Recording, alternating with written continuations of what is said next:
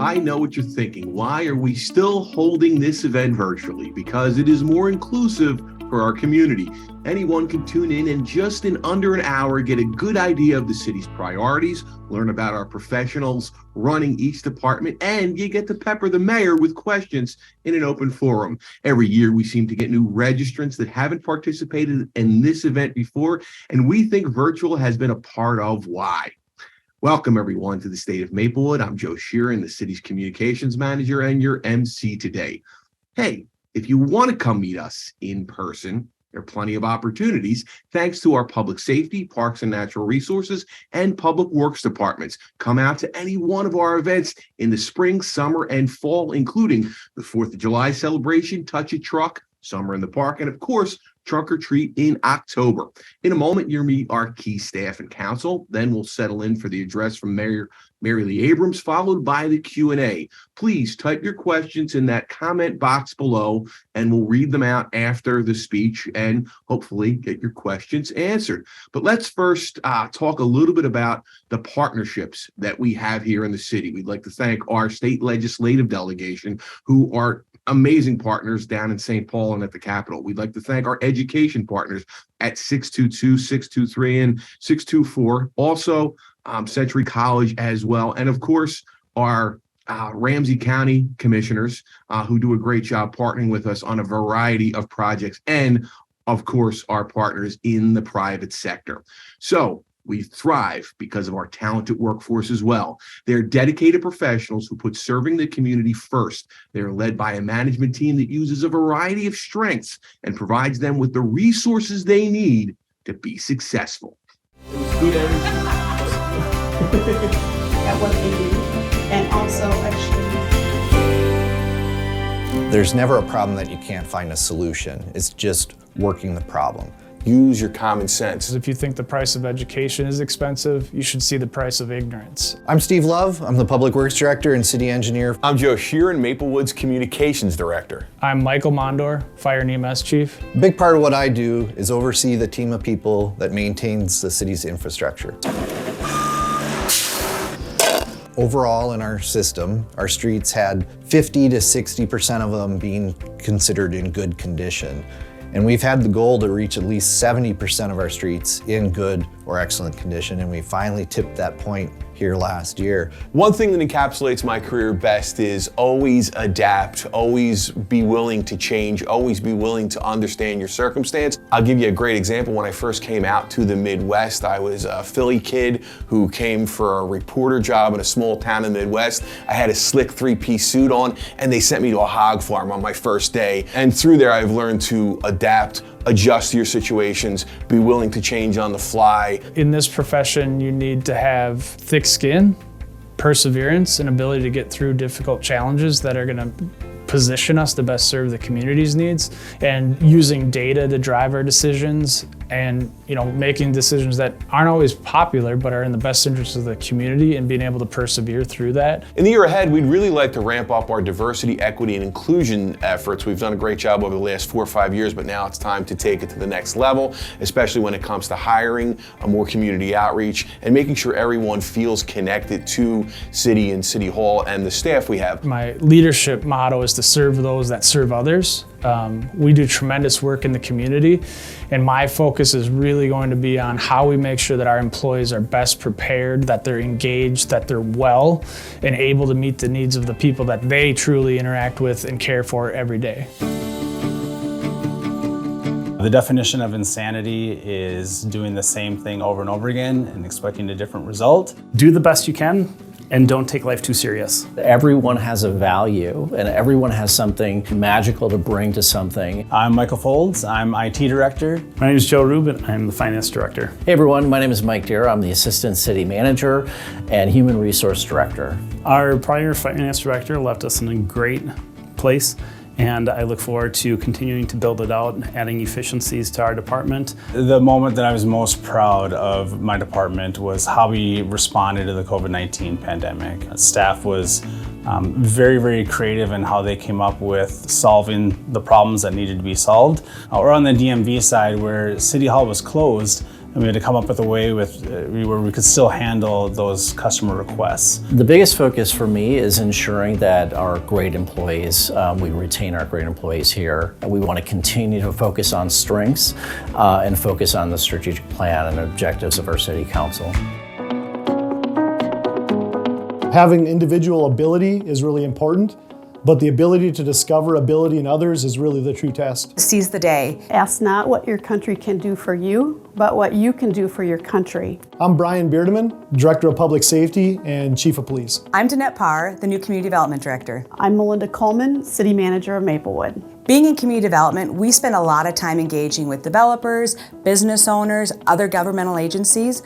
One of the things that we luckily have a great opportunity for here in Maplewood is to get out at events, to get to know people, to get in front of people and understand what their needs are and how we can meet their needs. Obviously a pandemic going on, we had the death of George Floyd and civil unrest, and also during that time we did have a lot of staffing issues and throughout the United States with police. So bringing those three things together, I think the way it really shows that police officers are able to multitask, are able to really be creative and strategic. I think one of the things that I'm most proud of and is the best accomplishment is the implementation of a strengths-based organization. After you know your strengths and you know other strengths, it helps you understand the differences that people have, but it also allows you to adapt to their style as well as your own for better communication and better ability to work together. And I was in a public hearing. It was really controversial. It was about a new development, and it was a woman that showed up. It was a packed room. It was loud. There was a lot of emotion. There were signs. And the woman had her two little kids standing next to her, and she was talking about, and she was very emotional, and she was talking about the fact that this new development was going to change their way of life. And as I sat there and listened to her get very emotional, I myself got emotional. And I realized at that moment, I am exactly in the place I'm supposed to be in, doing professionally what I know I'm supposed to be doing. I think the goal for the next year and the years to come are really to build that next future leader. And so really mentoring, developing, and encouraging those young officers and young firefighters to become the next future leaders of the department or where the goals are for next year. One big accomplishment would be to complete the pay equity study. When we pay good wages, we are more likely to attract new employees and retain the employees that we have, especially in a competitive environment.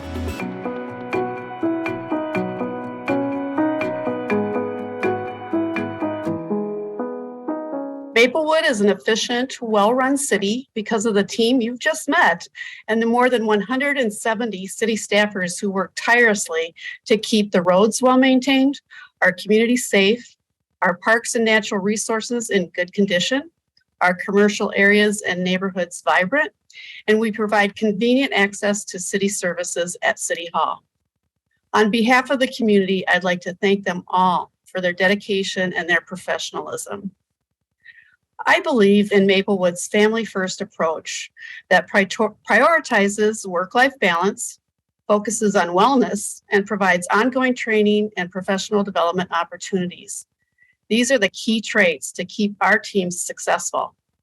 I also see the benefits of our strengths training and development philosophy. For those of you not familiar, Gallup's Strengths Finder brings a scientific approach to determining each person's 5 top strengths.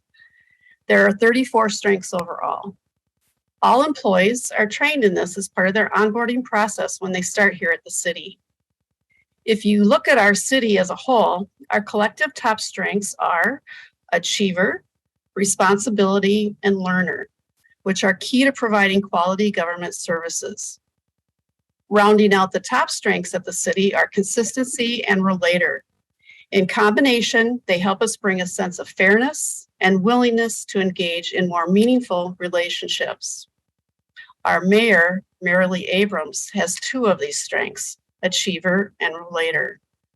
I've seen firsthand how she's strengthening relationships to advance the city's strategic goals. You'll hear from her in just a few moments about what she hopes to achieve over the next 4 years. Our newest city council member, Chonberry Lee, brings a unique set of strengths to the city. He has strategic and futuristic.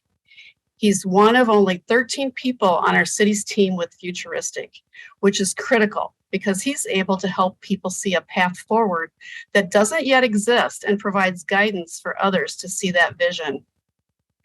Our longest serving council member, Kathleen Juneman, also brings responsibility and achiever. But what makes her unique is her command strength. Whether it's ensuring Maplewood remain a leader on environmental issues or holding those who violate city codes accountable, she takes charge. Councilmember Juneman is not afraid to tackle any issue head on. Councilmember Nikki Villavicencio also shares the city's dominant consistency strength. You can see this in her work to ensure fairness for all community members. She also brings woo, meaning she loves meeting new people and working to win them over. Councilmember Rebecca Cave is an achiever. Her unique strength is maximizer, which only 11 others in the city possess. She leverages this to bring out the best in people and groups, and this leads to better overall outcomes on projects, especially in areas of public safety and community development. By knowing each other's strengths, we're better able to understand what motivates our coworkers, what lights them up, and what drains them. When we know each other's strengths, we have more meaningful, positive, and productive discussions. For example, the mayor also has ideation, and her passion for brainstorming gives us options to explore and consider on how to do things in new ways. She makes suggestions, and then myself and department heads take her big ideas, and we turn them into meaningful initiatives and projects. I have been very fortunate to work with the mayor for 8 years, first as a council member and then on her first term as mayor. I am looking forward to continue working with her and to support her and the council in the second term as mayor. Her vision and passion for serving our residents is an inspiration to me and to many others. It is now my absolute pleasure and honor to present Mayor Marilee Abrams to give this year's State of the City address. Safe neighborhoods, quality outdoor space, well-maintained roads, access to comprehensive health care, and great people. These are among the many assets that make Maplewood thrive. I'm proud you've entrusted me to lead our city another 4 years. It's a humbling honor. In my next term, I plan to work with our talented city staff, a variety of stakeholders, community leaders, and business partners to strengthen Maplewood in 4 key areas: redevelopment in the Gladstone neighborhood and North End, affordable home ownership opportunities, reliable transit, and continuing to bolster community safety through expanded training, outreach, and collaboration. Back in the 1800s, the Gladstone area was the region's thriving economic engine, with a locomotive shop, hotel, saloons, and housing. As time has turned the area into suburb, the commercial hub hasn't kept up with amenities for a walkable, well-networked neighborhood. Now is the time to enhance the landscape for current and future residents. In the last several years, Maplewood invested more than $13 million improving Frost Avenue, the corridor's main road. It's safer for people driving, walking, and biking. It has expanded Maplewood's trail network. Enhanced green space and other improvements have helped lead to water quality improvements at Wakefield Lake. Wakefield Park has been transformed into the community's crown jewel. It has an upgraded playground and warming house, more flexible open space, and a brand new community building to host a variety of gatherings. The city has also worked with commercial property owners interested in repositioning their land for future development. These efforts have sparked developers' interests. At least 3 parcels are under serious consideration for housing. 2 have public grant funding to meet our community's unique needs. The proposed J.B. Vang development would sit at the southeast corner of Frost and English, housing multi-generational and working families. At the event where Minnesota Housing awarded the project with a grant, Mr. Vang says new apartment developers don't generally accommodate larger households well. He used an example from his own family, saying they don't buy a box of rice, they buy a 50-pound bag. Most units don't have enough food storage space in the kitchen. It's also customary to take shoes off in a house for people of all backgrounds. His property will include an area to store shoes by the door for multiple people. These are important cultural considerations to ensure we're a welcoming community. I'm excited to see this project as it progresses through the city planning stages. At the end of last year, Council gave developer Reuter Walton approval to start construction on a 150-unit market rate apartment complex. This will be situated across the street from the J.B. Vang development, west of the Gladstone Savannah. Amenities feature pickleball courts, a dog run, underground heated parking, and e-vehicle charging stations. These developments, along with an existing multifamily and an active senior living complex on the northwest corner, could make way for retail and dining in the area. The city is also trying to find a development partner for the Moose Lodge on the opposite corner of Frost English. This is an exciting transition for a neighborhood with deep roots building its next chapter. On the north end, we're slowly making progress. Council approved a 241-unit market rate apartment complex on the site where the Myth is located. It includes an extensive amenity package. The grounds will be generously landscaped with new pedestrian connections. Renters will have several options within steps of their door to furnish apartments, including the new Becker Furniture, which opened in the old Toys R Us building. Eventually, the company that owns the Sears building plans to put the property in the market. Across the lot, Birch Run Station's owners also have improvement plans in the works. All of this development is possible because of our community-led North End plan. You told developers what we wanted, and now they're coming to the table to deliver. The other asset attracting development is the proposed Purple Line bus rapid transit. The line has potential to connect thousands of people to jobs, medical appointments, and shopping and entertainment. However, our community still has a number of concerns about its route and operation. Maplewood is currently working through a series of focus groups with Metro Transit, businesses, transit users, and even those who want to stop the line. We want to get this right by looking at post-pandemic rider projections, station placement, and impacts on the homes along the Vento Trail, its primary route through Maplewood. We also want to ensure that there are appropriate connecting lines for more efficient travel. In addition to more housing generally, it's also my goal to establish affordable home ownership opportunities. This summer, the city worked with 2 sets of graduate students from the University of Minnesota's Humphrey School of Public Affairs. They worked through the initial steps to find abandoned properties the city could buy, rehab, and sell. They identified private and nonprofit partners with deep experience in this field. We're doing this with 3 outcomes in mind: long-term sustainability, revitalization of houses and neighborhoods, and ensuring homeowners accumulate equity without price burdening the next buyer. We're an economically viable community because, for the most part, we're a relatively safe community. Maplewood dedicates resources to keeping people healthy, and we focus on overall quality of life. This starts with our parks, trails, and open spaces to get people outdoors and stay active.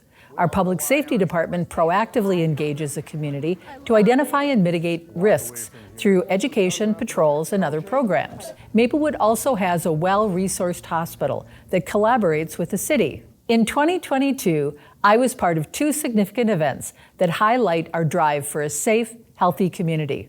After several years of planning, we got to uncouple the hose at our new North Fire Station. That's firefighter speak for cutting the ribbon. The modern station is designed for up to 11 firefighter medics to live and work 24-hour shifts 7 days a week. It was another important step in modernizing the department. It's an impressive building. It's designed with firefighter health, wellness, and safety in mind. One thing I continually remind folks is that a majority of our calls are medical. Through the department's work, Maplewood is a heart-safe city. We prioritized educating the public about cardiac awareness, outfitted all public safety squads with automatic defibrillators, and partnered with Pulse Point, a mobile app that alerts people in the area with CPR training if someone near them goes into cardiac arrest. At the same time, St. John's Hospital is also prioritizing cardiac care. I had the privilege of helping them cut the ribbon and toured their new cath lab. They have cardiologists and surgeons on staff 24 hours. If someone in our community has a cardiac emergency, St. John's is now a viable option for care. As in community development, private sector partners are vital to helping Maplewood grow. Another partner that has been critical in creating a safer, well-connected community has been our Multicultural Advisory Committee. The police department established the MAC 3 years ago. Its members serve as a liaison between our police department and the community. They've given us important feedback on hiring and promotion decisions, department policy, and strategic planning. We thank them for their dedication to this important work and our community. Another important partnership is the collaboration between police and fire EMS, especially on community engagement, mental health outreach, crisis response, and training. In the years ahead, we're planning to expand the East Metro Public Safety Training Facility to add classrooms and more space for joint police and fire and interjurisdictional training. Our legislative delegation is working to secure bonding dollars to complete a pre-development study and in the following sessions for construction funding. If the plan becomes a reality, it will ensure that our police officers, firefighters, and EMS providers have an adequate training facility to prepare for coordinated emergency response. It will solidify the East Metro Public Safety Training Center as a destination for all agencies in the region. The Public Safety Department's proactive problem-solving philosophy also proved effective when addressing a recent worker shortage. Police departments across the United States are struggling with unprecedented staffing shortages. Maplewood Police recognized the hiring crisis early. They rapidly adapted how they recruit, attract, and hire officers. Utilizing a new non-traditional process, they were able to expedite applications and then cater to the applicants' needs through an officer-led recruitment committee. Through these efforts, our police department is nearing full strength. It has allowed specialty positions to be created to address traffic safety and violent crime, which will further increase public safety. Similarly, our fire department has seen success with its cadet program to help attract diverse people, generally unrepresented in the fire service. Cadets learn on the job and attain their credentials in firefighting and advance emergency medical response. We're creating a wider bench of applicants who already know our community and understand its unique needs. These 4 significant initiatives will transform our city and position us to remain an attractive place to live, visit, and expand a business. A heap of work remains. More community voices must be heard. Additional partners need to be identified. But this is really positive, exciting work. Remember, we came through the pandemic a more resilient community. We succeed through collaboration, allowing each partner to lead in their strength area. I'm looking forward to tasks ahead. Optimistic, shovels will hit the dirt. I'm eager to celebrate ribbon cuttings. Each of these successes strengthens Maplewood's position as a leader in the East Metro region. On behalf of the council, city staff, and administration, thank you for your confidence in our city and for supporting us in making Maplewood a more welcoming community. Good morning, everyone, and thank you very much for attending the State of the City event. You know, I've really struggled with Zoom, but I have to say I really enjoyed the way that we were able to put this together, our communications department, with all of the pictures. I think it really gives a visual of exactly what is happening in Maplewood, and I'm really excited about it. So thank you all for joining us, and let's get to the question and answer session. So we have a couple of questions that are in already. One is about the BRT from William, who says, you talk a lot about protecting natural resources. Why is one of our best natural resources, the Vento Trail, being removed for the sake of a bus line? So do you have any feedback on that? Great question, and it's very timely because we just finished 2 of our 4 community engagement events this week. We've got another one coming up next week. And then that would be on March 8th and then March 22nd. On our first event, we heard from Metro Transit. Our second event just this last week, we heard from the No Rush Line Coalition.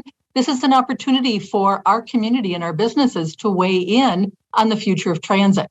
I think that everyone can agree that the East Metro is lacking in adequate transit. But what should that look like? I believe that we really need to protect the Vento Trail. We need to figure out how we can deliver transit effectively for our residents and for our businesses for 20 years, 30 years to come. So this is an opportunity. If you are interested, you can certainly join us here at City Hall for the last 2 events. You could watch online, or you could certainly contribute your thoughts by going onto our city website. We've got a spot where you can enter your thoughts about the future of transit. What does that look like? Because the council ultimately will be making a decision about the future of transit. This is absolutely critical for our community. So please weigh in. We are very interested in hearing from everyone.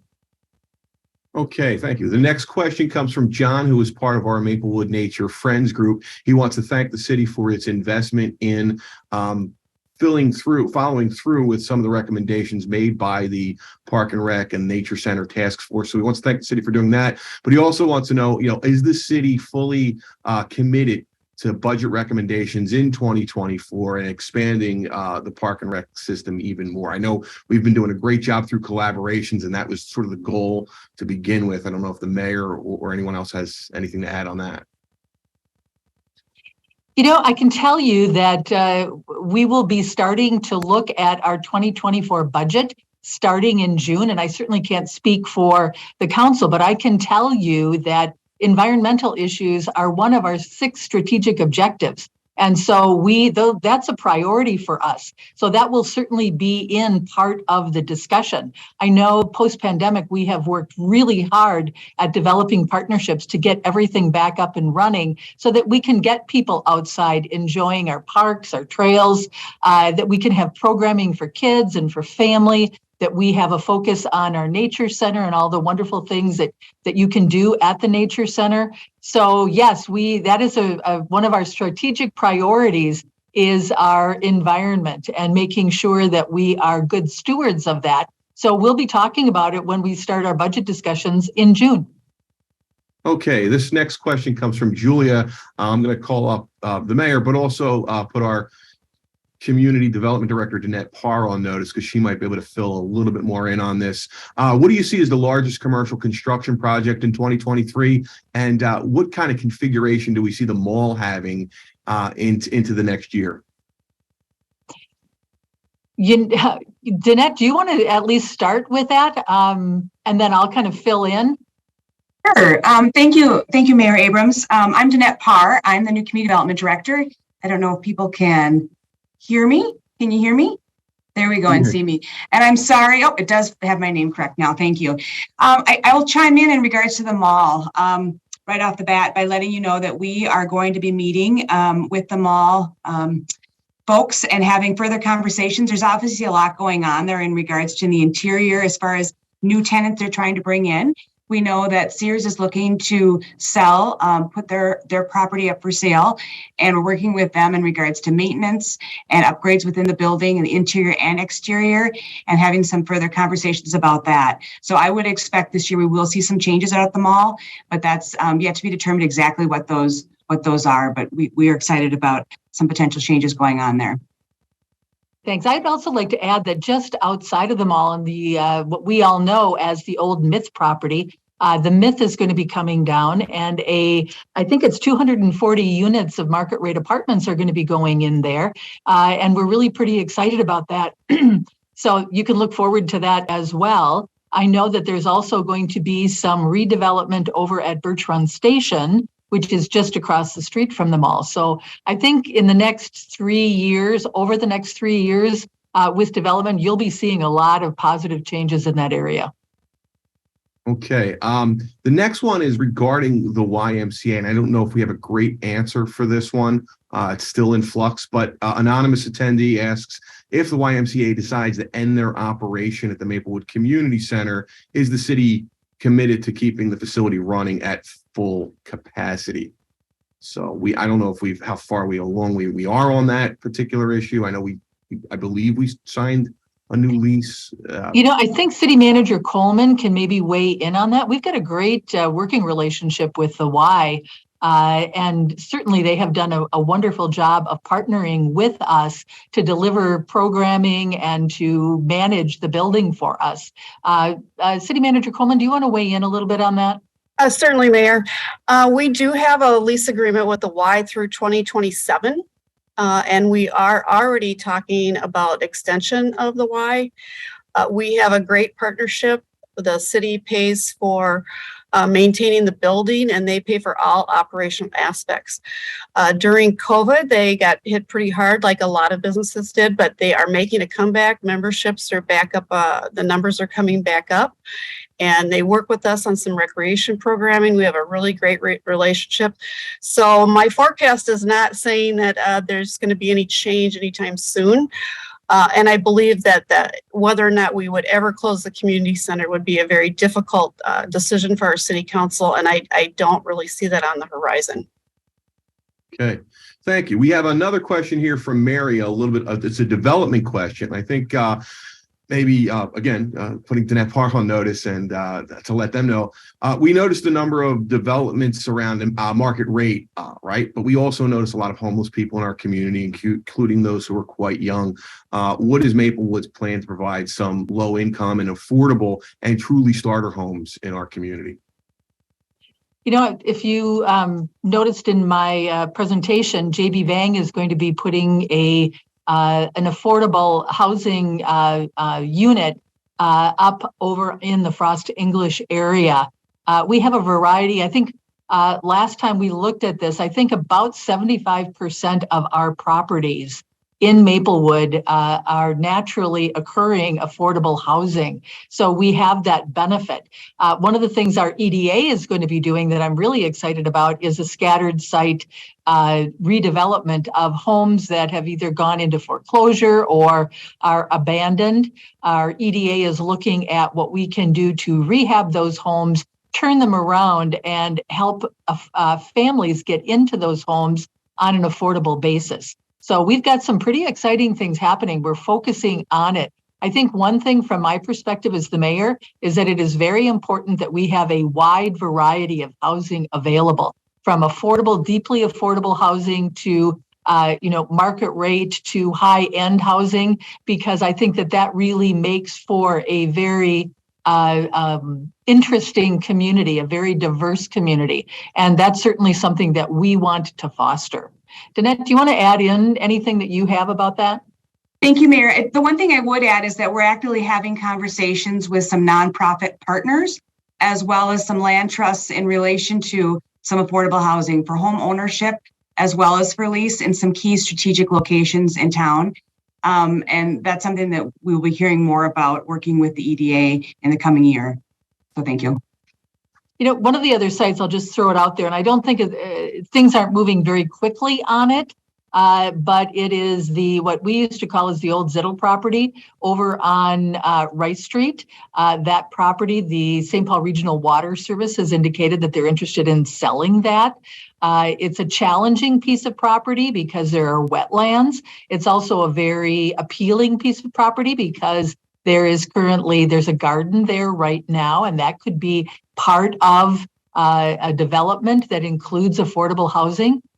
There's a lot of moving pieces on that property in terms of development, but it's a great location because of transportation, because it is close to jobs, to businesses, and it is also close to groceries, to food resources, in addition to having a garden right there. So that's something else that I think we can look forward to into the future.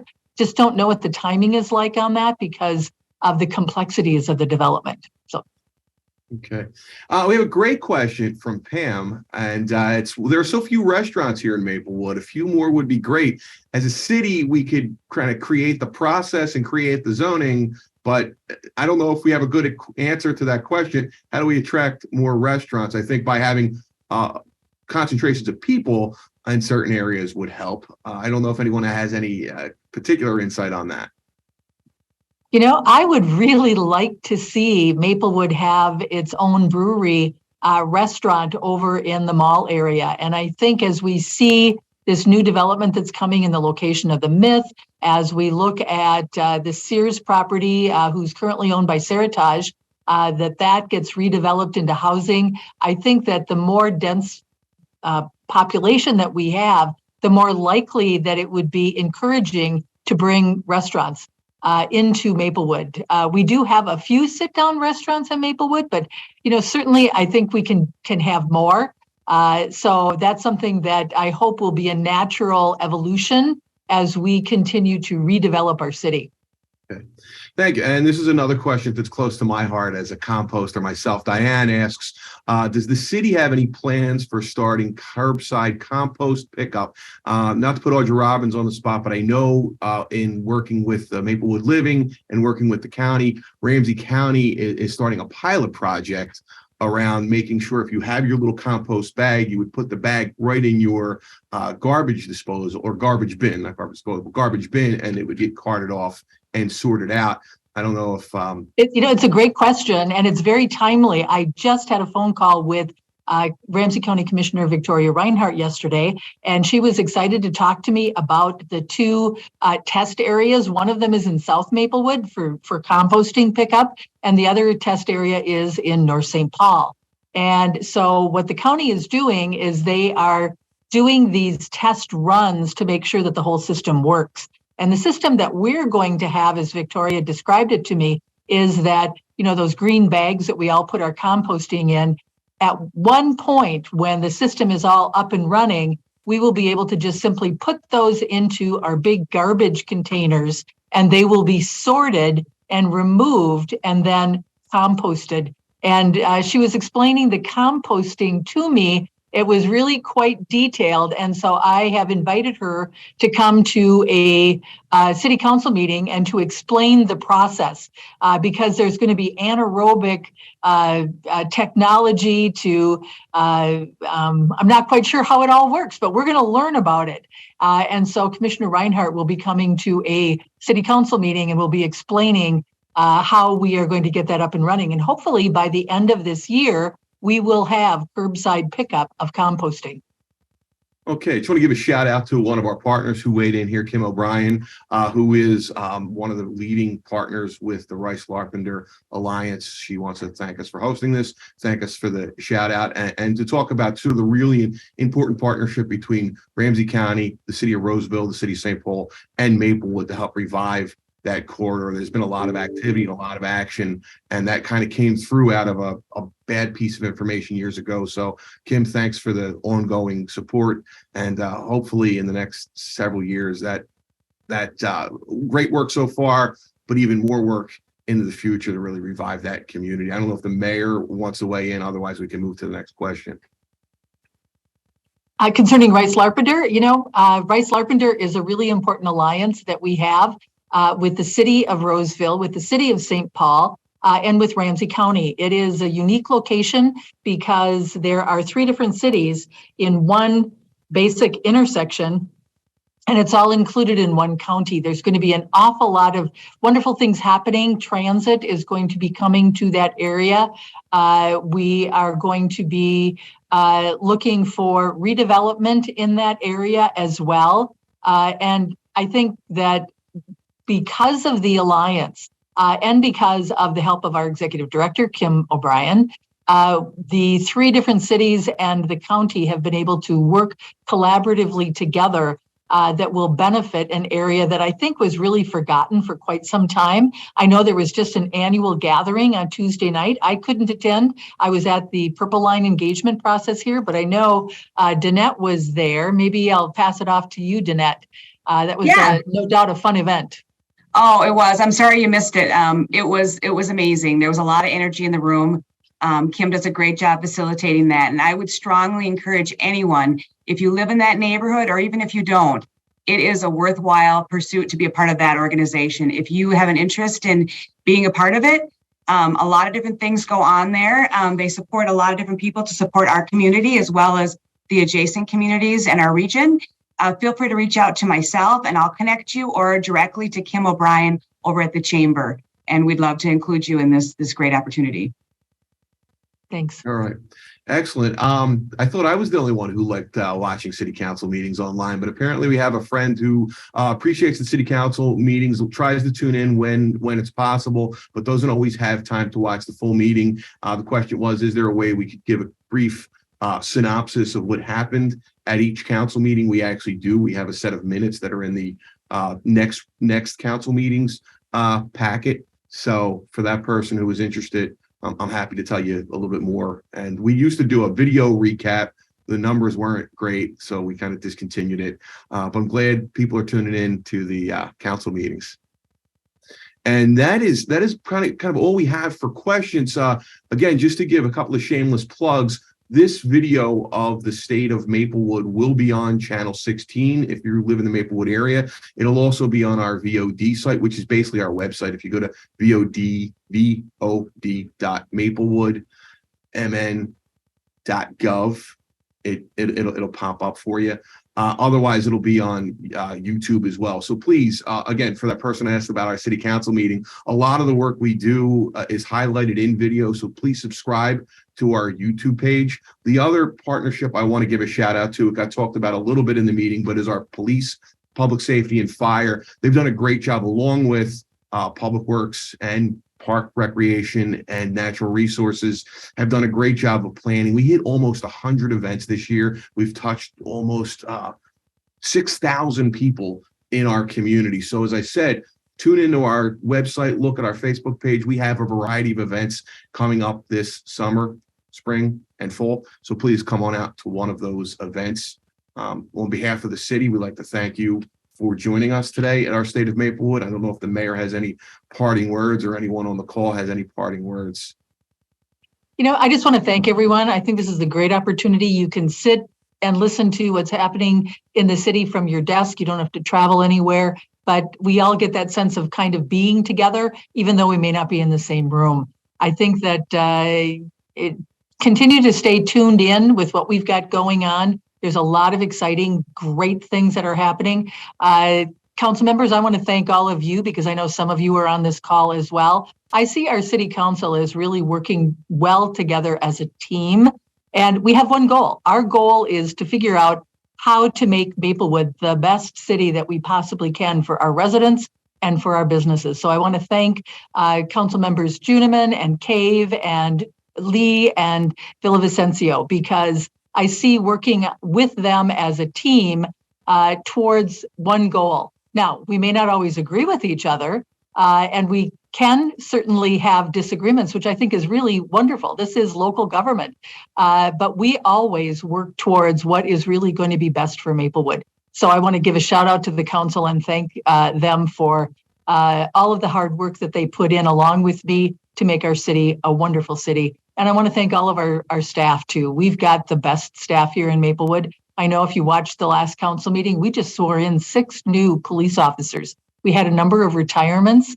And so I think between police and fire, we are pretty close to being at full strength, which is really remarkable. I think it goes to show just the kind of department and the kind of city that we are in terms of how we are respectful of our employees, how we really appreciate our employees, because they help us really get the jobs done that we want to as the city council. So I want to thank everyone. This has been a great event. And thanks, Joe, and your team for putting this together. Boy, I really appreciated all of those to visually be able to see what's happening in our city as we're talking about it. And I guess that's really one of the strengths of Zoom. So thank you, everyone, for tuning in. And I hope you have a wonderful rest of the day.